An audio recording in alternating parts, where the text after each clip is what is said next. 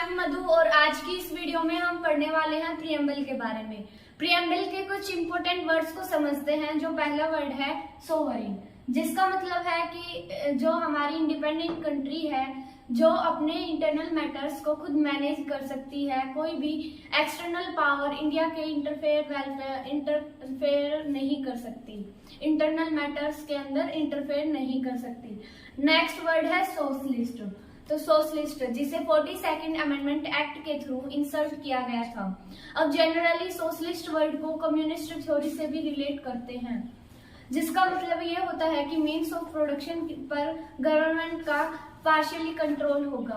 पर प्रीएम्बल में जो सोशलिस्ट वर्ड यूज किया गया है ये महात्मा गांधी और पंडित जवाहरलाल नेहरू से की फिलोसफी से इंस्पायर्ड है, जिसका ऑब्जेक्टिव है जो वेलफेयर स्टेट हो इस्टेब्लिश करना, मतलब poverty, ignorance, inequality of opportunity, ये सारी चीजों को सोसाइटी से खत्म करना। नेक्स्ट वर्ड है सेक्युलर, इसे भी इंसर्ट किया गया है 42nd अमेंडमेंट एक्ट के थ्रू। सेक्युलर का मतलब ये हुआ कि स्टेट का खुद का कोई रिलीजन नहीं होगा। बहुत सारे देशों में सेक्युलर वर्ड को एंटी रिलीजन या ओपोज टू रिलीजन भी डिफाइन किया गया है, जहां पर पब्लिकली आप रिलीजियन प्रैक्टिस नहीं कर सकते था।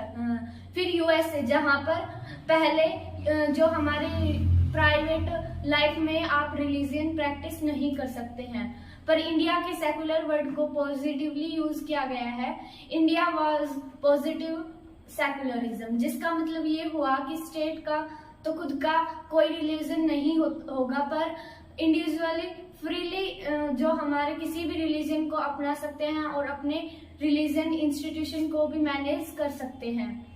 इसके बाद होता है डेमोक्रेसी। जो डेमोक्रेसी है तो मतलब होता है हमारा पीपल, और क्रेसी का मतलब होता है रूल्स। तो डेमोक्रेसी का मतलब होता है रूल्स ऑफ द पीपल। अब इंडियन कॉन्स्टिट्यूशन में जो डेमोक्रेसी वर्ड यूज किया गया है, इसका मतलब ये है कि जो गवर्नमेंट है वो लोगों की अथॉरिटी से बनेगी। जो गवर्नमेंट है वो लोगों की अथॉरिटी से बनेगी। The government will be form by the will of the people. अब डेमोक्रेसी हमारी 2 टाइप्स की होती है, डायरेक्ट और इनडायरेक्ट। इंडिया में इनडायरेक्ट होती है, जिसे रिप्रेजेंटेशन फॉर्म भी डेमोक्रेसी कहते हैं। अब इंडिया के जो हेड ऑफ क्वार्टर है, हेड कौन है, तो प्राइम मिनिस्टर, और नॉर्मल हेड है हमारे प्रेसिडेंट। ये दोनों ही कंट्री के इलेक्टेड हेड हैं। अब हमारा नेक्स्ट वर्ड है रिपब्लिक। ये मोनार्की का अपोजिट हुआ, मतलब हेड ऑफ द स्टेट। वो इलेक्टेड है, ना कि नॉमिनेटेड बाय द हेरिडिटी द्वारा इलेक्टेड नहीं है। तो दोस्तों हमारा जो पार्ट 2 है ये कंप्लीट हो गया है। हमारी अगली वीडियो देखने के लिए हमारे चैनल को लाइक एंड सब्सक्राइब कीजिए।